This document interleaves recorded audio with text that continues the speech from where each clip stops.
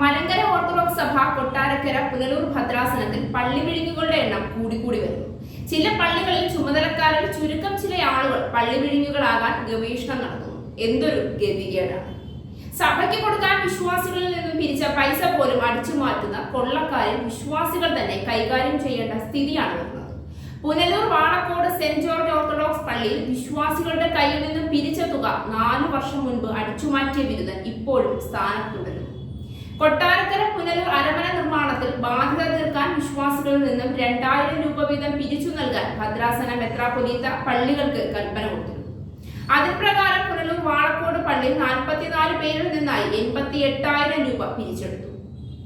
അതിൽ 50,000 രൂപ മാത്രമേ അന്നത്തെ സെക്രട്ടറി ആയിരുന്ന റോയി എന്ന് വിളിക്കുന്ന ഫിലിപ്പ് നൈനാൻ ഭദ്രാസനത്തിൽ കൊടുത്തു. ബാക്കി 38,000 രൂപ കീശയിലിട്ടു. ഇത് ഭദ്രാസനത്തിന്റെ ഓഡിറ്റ് റിപ്പോർട്ടിലും പള്ളിയുടെ കണക്കിലും വ്യക്തമായി രേഖപ്പെടുത്തിയിട്ടുണ്ട്. ഇത്രയും പണം അടിച്ചു മാറ്റിയിട്ടും പള്ളിയിൽ സ്ഥായിയായും ട്രസ്റ്റിയായും സെക്രട്ടറിയായും കമ്മിറ്റി അംഗമായും ഒക്കെ ഞെളിഞ്ഞു നടക്കുകയാണ്. അതുപോലെ അവിടെ മുൻപ് വികാരിയായിരുന്ന ജി കോശിയച്ഛന്റെ അകാല മരണത്തിൽ ആ കുടുംബത്തെ സഹായിക്കുന്നതിനായി കുടുംബസഹായ ഫണ്ട് സ്വരൂപിച്ചിരുന്നു. അതിന്റെ പേരിൽ പിരിവ് നടത്തിയതിൽ കഴിഞ്ഞ ട്രസ്റ്റി കൈയിട്ട് വാരി നക്കിത്തീർന്നു.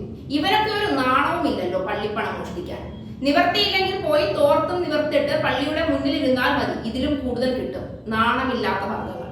ഇതൊരു ഇടവകക്കാരന്റെ ഭദ്രാസനത്തിൽ പരാതി കൊടുത്തപ്പോഴാണ് പുറം ലോകം അറിഞ്ഞത്. ഇടവകക്കാരൻ നേരിട്ട് പരാതി കൊടുത്തപ്പോൾ ആ പരാതി ഭദ്രാസനം മുക്കി. വീണ്ടും വക്കീലിനെ സമീപിച്ചു. വക്കീൽ നോട്ടീസ് അയച്ചപ്പോൾ കൊടുത്ത മറുപടിയാണ് അതിലും രസം. ഇവർ തവണകളായി അടച്ചോളുമെന്ന്. അങ്ങനെ സമ്മതിച്ചിട്ടുണ്ടെന്ന്. എങ്ങനെയുണ്ട്? മെത്രാന്റെ മറുപടി കൊള്ളാം. നല്ല നയം. അരമനയിലും ഇവന്മാർക്ക് പിടിയുണ്ട്. ഇനി അങ്ങ് ദേവലോകത്തും പിടിയുണ്ടോ എന്നറിയണമെങ്കിൽ പാഴൂർ പടിക്കൽ വരെ പോകണം.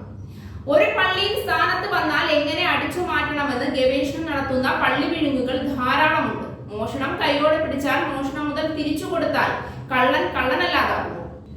ഇതേ നയം തന്നെയാണ് പുനലൂർ അരമന നിർമ്മാണ കണക്കും പുറത്തു വരാത്തതിന്റെ പിന്നിലെ രഹസ്യം. ജനത്തെ എങ്ങനെ കൈകാര്യം ചെയ്യണമെന്നറിയാതെ കുഴയുകയാണ് ഭദ്രാസന നേതൃത്വം. ഇവർ ആരെയൊക്കെയോ ഭയപ്പെടുന്നു. അരമന ഭദ്രാസന ഓഫീസ് പണിയെയും അതിന്റെ കണക്കിനെയും ശരിയായി അവതരിപ്പിക്കാതെ ഒളിച്ചു കളിക്കുന്നു. വാളെടുത്തവരെല്ലാവരും വേട്ടക്കാരാകുന്നു. ചോദിക്കാനും പറയാനും ആളില്ലാതെ അരമന ഭരണം മാറുന്നു. കുത്തഴിഞ്ഞ പുസ്തകം പോലെ അരമന മാറുന്നു. കഴിവുകേടിന്റെ ഉത്തരശൃംഗത്തിൽ അരമന മാറി. സാമ്പത്തിക അഴിമതി കൊടുക്കുത്തി വാഴുന്നു. ഉത്തരവാദിത്വമോ മേൽനോട്ടമോ ഇല്ല. എല്ലാം ദൈവം നടത്തുമെന്ന് തൊടുന്യായം. നടക്കുന്നതെല്ലാം അനീതി.